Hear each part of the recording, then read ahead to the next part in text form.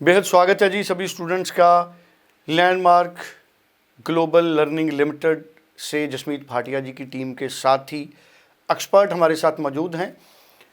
Australia के लिए SOL skilled occupied list, इस लिस्ट के कोर्सेज में मेडिकल के स्टूडेंट्स हों, कॉमर्स के स्टूडेंट्स हों, किस तरह के उनको बेनिफिट हैं और इसकी इम्पॉर्टेंस क्या है, इसके आसपास के तमाम क्वेश्चंस को एड्रेस करेंगे आज के एक्सपर्ट।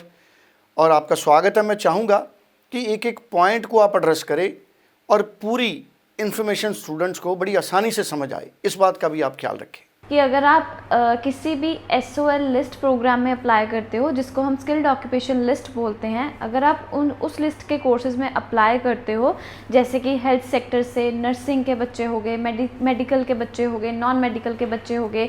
अगर मैं कॉमर्स और आर्ट्स की बात करूँ तो कॉमर्स और आर्ट्स के बच्चों के पास भी अब के टाइम में ऐसे कोर्सेज़ अवेलेबल हैं जो कि डायरेक्ट स्किल्ड ऑक्यूपेशन लिस्ट में फॉल आउट करते हैं। अब हम एक एक प्रोफाइल को डिस्कस करेंगे। लेट्स से अगर कोई बच्चा मेडिकल फील्ड से बिलोंग करता है तो डेफिनेटली वो बच्चा हेल्थ सेक्टर से बिलोंग करता है। तो कोई भी कंट्री है आज के टाइम में वो अपने हेल्थ सेक्टर को प्रमोट कर रही है। If I talk about non medical field, तो नॉन मेडिकल के बच्चों के पास ऑप्शन होता है कि या तो वो डायरेक्टली अपना IT फील्ड में अप्लाई कर सकते हैं या वो अपना इंजीनियरिंग फील्ड में अप्लाई कर सकते हैं। तो IT और इंजीनियरिंग के कोर्सेज आपके पास अवेलेबल रहते हैं जो कि आपको आगे जाके आपका वीज़ा सक्सेस रेट प्लस आपको वर्क परमिट प्लस में आपको PR के लिए भी हेल्प आउट करते हैं। यही अगर मैं कॉमर्स के और आर्ट्स के बच्चों की बात करूं तो आप लोगों के पास ऑप्शन होता है कि आप लोग डायरेक्ट अकाउंटिंग में भी जा सकते हो, आप बिजनेस इंफॉर्मेटिक्स कोर्सेज में अप्लाई कर सकते हो, बिजनेस एनालिटिक्स कोर्स में अप्लाई कर सकते हो। सप्लाई चेन मैनेजमेंट एक बहुत ही अच्छी फील्ड है जो कि आज के टाइम में बहुत ही पॉपुलर हो रही है अमंग द इंटरनेशनल स्टूडेंट्स। अगर आप ऑस्ट्रेलिया जैसी कंट्री में स्टडी करने जा रहे हो और आप इन लिस्टेड कोर्सेज में अपना वीज़ा अप्लाई कर रहे हो तो you will definitely get your visa success. आपकी प्रोफाइल ही नहीं मैटर करेगी, इसके अलावा आपके पेरेंट्स की प्रोफाइल भी मैटर करेगी।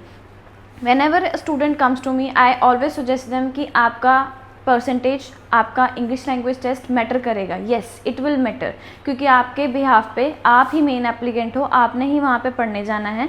अगर आपके परसेंटेज अच्छे होंगे, आपके इंग्लिश स्कोर्स अच्छे होंगे, तभी आपको एक अच्छी यूनिवर्सिटी आपको ऑफर लेटर देगी। और आपको भी पता है कि ऑस्ट्रेलिया में सिर्फ 42 यूनिवर्सिटीज़ हैं और 42 यूनिवर्सिटीज़ में से 40 पब्लिक यूनिवर्सिटीज़ हैं और इन सब यूनिवर्सिटीज़ में अगर आप अप्लाई करते हो तो वीज़ा सक्सेस रेट अच्छा जाता है।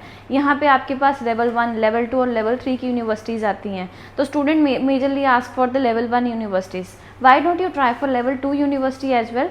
आज के टाइम में अगर जो आपका अकेडमिक अच्छा है, अगर आपके पेरेंट्स की प्रोफाइल के अंदर उनका इनकम अच्छी है और उनके फंड्स अच्छे हैं, तो no one can stop you to get the visa. चाहे वो आपकी यूनिवर्सिटी लेवल 1 की है, चाहे वो आपकी यूनिवर्सिटी लेवल 2 की है या 3 की है।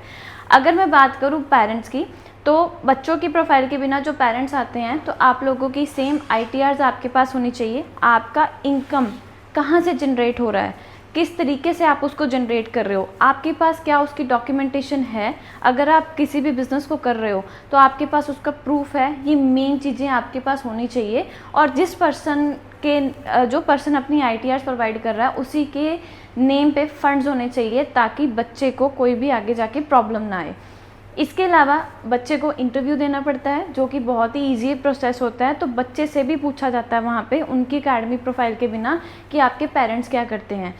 ये सब चीज़ें यूनिवर्सिटी या फिर एम्बेसी इसीलिए उन्होंने रिक्वायरमेंट डाली हुई है ऑस्ट्रेलिया में, ताकि they just want to check कि जो बच्चे को स्पॉन्सर कर रहे हैं डू दे हैव लिमिटेड और एक्सटेंडेड फाइनेंशियल कैपेसिटी, कि वो बच्चे को, जब बच्चा यहाँ से ऑस्ट्रेलिया पढ़ने जा रहा है, क्या वो उसको स्पॉन्सर कर सकते हैं। 1 साल की फ़ीस आपने दिखा दी, क्या आपके पास इतनी बजट है, क्या आपके पास इतनी कैपेसिटी है कि आप नेक्स्ट ईयर का बजट भी आप बियर कर लोगे। सो दिस इज़ द रीज़न कि हमें प्रोफाइल देखते टाइम क्या क्या देखना पड़ता है। एकेडमिकली बच्चा अच्छा है, बच्चे की इनकम अच्छे हैं, बच्चे के फंड्स अच्छे हैं, तो वो no one can stop you to get the visa. इसके अलावा अगर मैं बात करूं अक्टूबर, नवंबर, फेब और मार्च इनटेक के लिए, तो ऑल फील्ड्स आर ओपन। बस नर्सिंग और मेडिकल फील्ड में जो टेक्निकल सब्जेक्ट्स आते हैं जैसे कि फिजियोथेरेपी हो गया, साइकोलॉजी हो गया, नर्सिंग हो गया, MLT हो गया, ये वाले जो कोर्सेज हैं उनके लिए हमारे पास मेजर फेब इनटेक रहता है।